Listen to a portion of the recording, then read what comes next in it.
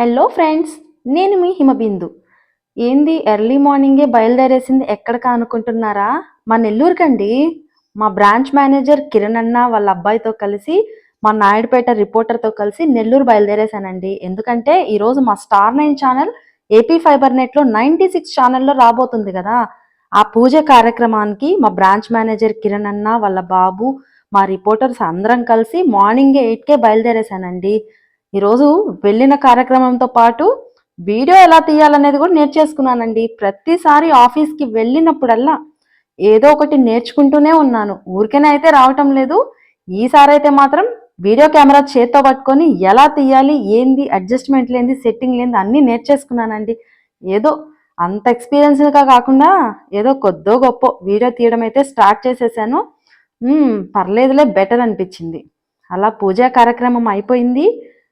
ఈరోజైతే channel opening videos అన్ని నేనే తీశానండి. ప్రతి ఒక్క వీడియో నేనే కవర్ చేశాను.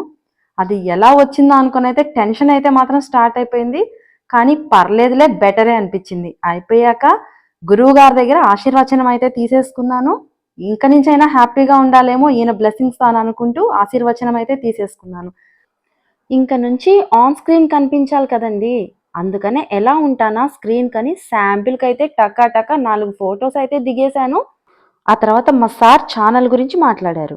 2019లో స్థాపించడం జరిగింది.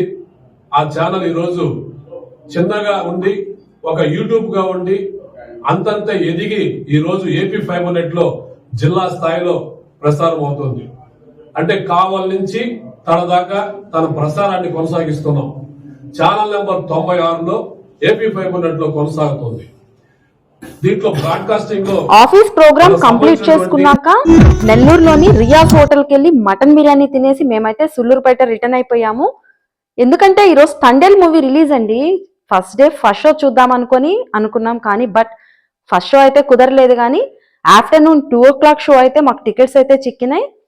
కిరణ్ అన్న వాళ్ళ ఫ్యామిలీ, నేను హ్యాపీగా ఎంజాయ్ చేద్దామని చెప్పి మూవీకి అయితే వచ్చేసాము. మూవీ మాత్రం హైలైట్ అండి చెప్పుకోవాలంటే.